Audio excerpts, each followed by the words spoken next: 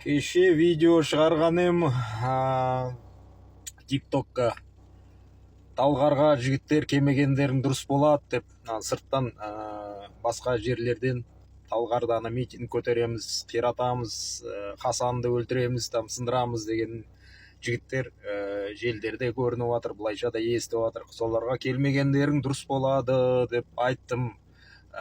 Не себеппен өйтіп ойлайтынымды толық бөліп айттым.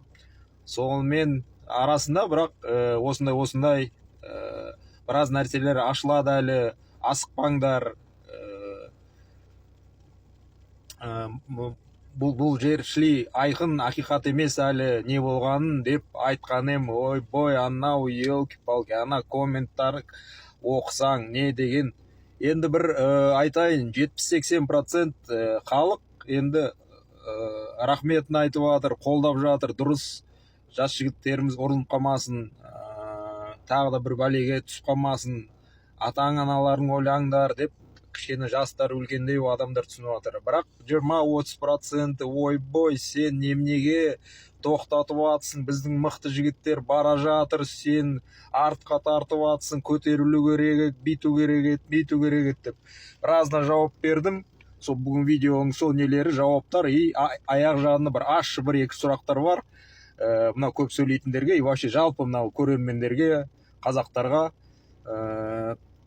кімге бұл мәселе маңызды болып жатқан, қарап жатқандар, талғарда не болып жатқан, сол бір-екі аш сұрақтар бар, соңғысын айтам. Қазір айтатыным сол, мен өзім пікірімді, өзімді ойымды айттым.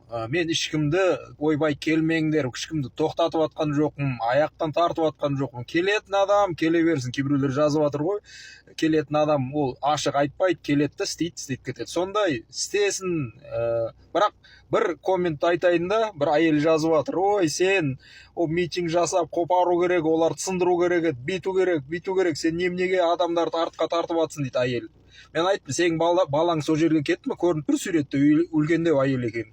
Сен балаң сол жерге кетті ме, или енді шығайын деп жатыр ма десем, прикинь, ол айтатыны, при чем тут менің балам басқа тәрбие көрген дейді, ондай жерлерге бармайды дейді.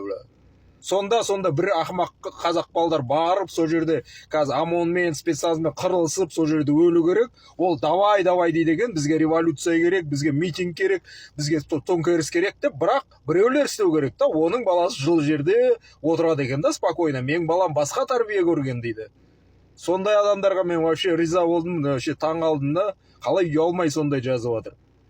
И көбісі сол анау биткоин, нет анау деп жамандап жатқандар, соны өздері қолдарынан ештеңе келмейді, өздері ешкімді туыстарын, бір ағаларын, інілерін, балдарын жібергісі келмейді, онда жүрген біреулер істеу керек та, какой-то дядя Вася за них, барып істеп тастау керек та.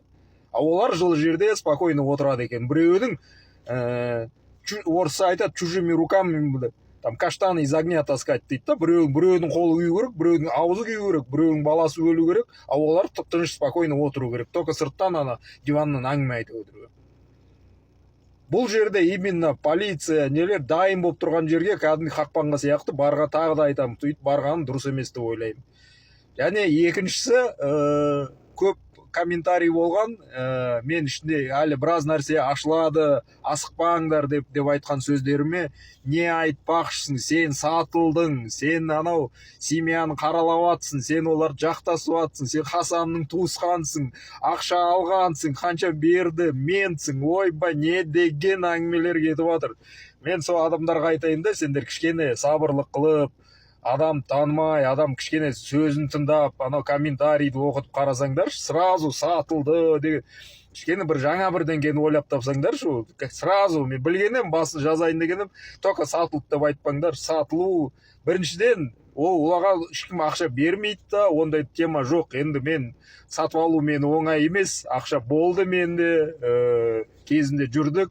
Қазір жасымыздан да кеткен, ақшаға шли, бірақ қызығатын еді. Енді бір 10 миллион доллар болса, әңгіме жоқ, ойланып көреміз енді. А так, какой-то бір неге бола, абыройдан ертең ұйықтай алмай жүріп, ондай маған керек емес. Қорқыту тоже болады енді, бәр адамның жаны бар, енді нелері бар, бірақ маған негізі бұл өмірде терять нечего. Так что мен қорқыту да оңай емес, біраз нәрсені көргенбіз, басымыздан өткен, мынау шырам нелері басымыздан әйтеуір өткен. қорқыту оңай емес, тем более мен совсем қорқақ болсам бұл тірліктерді қозғамайтын едім да. Бұл темалар басқа видеоларды көріңдер, анау жайлы мынау жайлы. Совсем қорқақ болсам бұндай тірлікті бастамайтын едім. Енді дальше не айту керек? Енді там 1 жыл деген короче сөзіме жіліктеп тиісіп қоймады біраз адамдар. 1 жыл деп атсын, сонда 1 жылда не болады? Енді бұндай резонансный, бұл үлкен іс групповой болғаннан кейін сондай, пока ана бір екеуін табады, пока мыналарды тергейді, пока бір-бірімен былай туралайды, қанша экспертизалар, сараптамалар болады, короче, біраз не деді. Тергеудің өзі 3-4-5 ай жүреді, 6 ай жүруді мүмкін, толық тергеу несі аяқталу. Кейін сот басталады. Сотта олар көп болғаннан кейін ананың показаниясы, мынаның қанша нелер болады, ол да бір кемі 4-5 айға созылып кетеді. Мен Бишімбаевтың темасын қозғағам, тура сол Бишімбаев сияқты шоу болады, 1 жылдықындай, халықтың бәрі соған қадалып қарап отырады кезінде Бишімбаев сияқты. Оның арасында үкіметіміз АЭС-ті орыстарға береді, бағалар көтеріледі, доллар көтеріледі, нелердің азық түліктің бағасы көтеріліп кетеді, бензин қымбаттауы мүмкін, комуслуганы қымбаттатқызады, штрафтарды көбейтеді. Біз олардың бәріне қарамай, біз талғар не болып отыр, за Шавкаты, Шавкаттың тірлігі не болып отыр деп қадалып отырамыз. Олар үлкен сериал болғаннан кейін бізге сериямен кусоктап беріп тұрады информация. Кішкене басылғаннан кейін тағы да жаңа бірдеңені салып жібереді. Ох дейміз, бастаймыз, ой деп. Сонымен обсуждение, сонымен не, мына жақта елімізде не болып жатқанын уже адамдар қарамай қалады. Олар конкретный ажиотаж істеп, кәдімгі шоу жасап Бишімбаевтың. Бірақ Бишімбаевпен тағы да несі ұқсайтыны, ол енді конкретно резонансный болғаннан кейін ақша бұл жерде уже роль ойнамайды деп ойлаймын. Министрға дейін барды, президент қарап жатыр, бүкіл халық қарап жатыр. Енді олар ақша алып, өздерінде көріңдер, Бишімбаевта неше миллиард теңгелері бар, қанша связьдары бар, ол ештеңеге көмектеспей, максимально, даже выше максимального срок алып кетті ол. Так что мына жігіттерді жазаланады деп ойлаймын. Мен даже сенімдімін. Конкретно істегендері хайуандық, қатыгездік, оның конкретно жауап беру керек. Ал енді ең маңызды нәрсеге барайық. Семьяны қаралау атсын, жақтасып атсын, сен солардың туысқан деген. Мен ешкімнің туысқан емеспін. Мен өзім оңтүстік Қазақстан тумасымын. Өзім қазір Алматыда тұрайым. Вообще басқа салада, құрылыс, сондай салада жұмыс істеймін. Мен мент емеспін, там бір үкіметтің, биліктің адамы емеспін. Өздерің сияқты қарапайым адам, өзім пікірлерімді, өзім ойларымды айтам. Может, сендермен кішкене қайшы келді, сендер сияқты блогерлер, журналистке сияқты олардан басқа болған, ол менің пікірім. Басқа болады, мен попугай сияқты аналар айтқанын қайталап, біреуін там репост жасап, өзің сөздерін қосып нететін адам. Өзім пікірім бар, оригинальный өзім жеке пікірлерім бар, өзім ойым бар, өзім көзқарасым бар, любой жерге. Сонымен сіздермен бөлісем, ол дұрыс па, дұрыс емес па, мен де бір не емеспін, идеальный адам жоқ. Енді мен де қателесем кейбір кезде, менікі де кейбір кезде дұрыс болсын. Бірақ мен ойымды, бұл TikTok деген, бұл желі деген сол үшін арналған. Өзім пікірлермен пікірталас болады, дебаттар болады, әрқайсының өзіміздің ойына, сонымен уақыт өтеді, кішкене бірдеңеге көздері ашылады. Соны айтып жатыр. Мен қазірде өзім пікірімді айтам. Қазір қайт басталуы мүмкін, хейт басталуы мүмкін, әңгімелер боқтайтын да шығар мені. Бірақ мен ешкімнен қорықпаймын, мен өзім мнениемді айтам. Сон бағана ашшы сұрақ деген сол.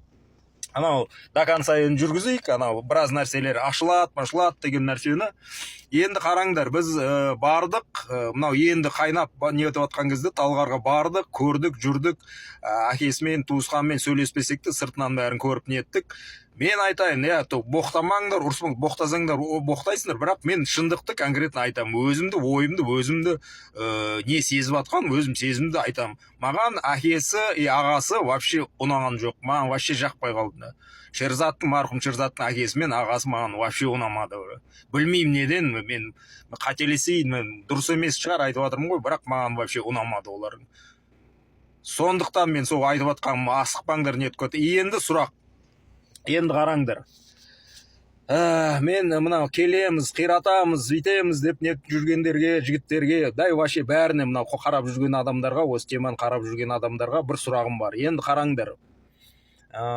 Мен біріншіден жігіттерді жақтап атқан жоқпын. Олар конкретно бұл тірлік істеп жүрген, олардың хиттары, лайфхактары бар, короче. Сол бутылкамен адам басын сындыру, ана қалған бутылкамен адам пышақтап, кесіп, нетіп, сөйтіп істеп жүрген балдар, сонымен сотталғандар, ол талай рет естіп жатырық, ол районда ол істеп жүрген. Ол соңғы келген отморозоктар. Олар конкретно жазылын алсын, ол жазасын алып, сотталсын. Мен оған 100% қосылам, сіздермен біргемін.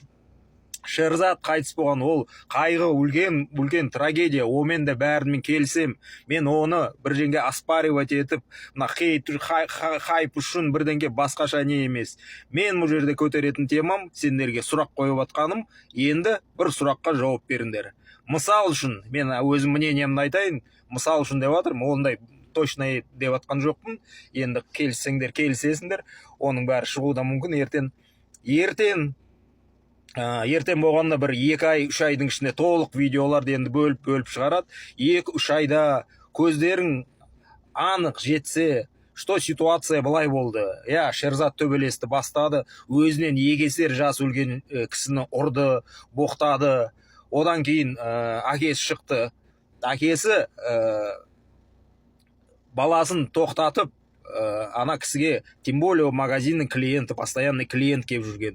Осындай болып қалды. Оның артынан інілері келді, уже бірінші бір-екі бала ғана келді. Солар бол жігіттер, ренжімеңдер, жігіттердің арасына боп тұрады бұндай деп та, енді деп бір-екі пивасын қолына ұстатқызып, иығынан бит қақып қойып, давай братан деп қайтарып жіберудің орнына, ол пышақ ұстап алып, соларға секіру бастап, деп ана Шерзат марқұм ажыратып, әкесіне қой деп, соларға секіріп тұрды. Анау біреу уже таяқ жеген мас адам, қасына бір нелер, ол да іштенге ешкім деп атқанда жоқ. Соларды қорқытып, пышақпен секіріп тұрды. Өздерің бәрі видеоны көрдіңдер, болмаса көрмегендер көресіңдер. Содан кейін олар уже ашуланып тағы да звондады. Уже таза отморозоктар келді, уже здоровый мықты балдар келді. Бірінші разборка қарапайым інісі ма біреу келді уже машинамен.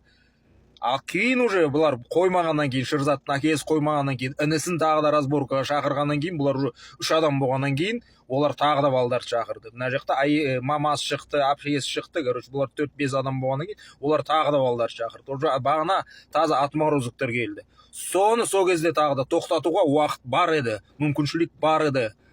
Шерзат марқұмның әкесіне сол кезде жасы өлгенде әкесінің семьясына қорқып, ойлап кішкене. Жоқ, ол ана берсерктің Рэмбоның несін қосты да, тарифін қосты да, короче, мен магазин деп пышақпен тағы да секіру бастады. Сол кезде уже конкретный мынау тема уже басталды. Оларды уже бутылкада кетті, пышақтар кетті, мына жақта мылтық кетті ма, короче, конкретный уже замес басталды. Енді мен сендерге сұрақ қойып атқан, міне конкретный ашшы болса да сұрақ. Жақсылап тыңдаңдар, маған соны жауап беріңдер.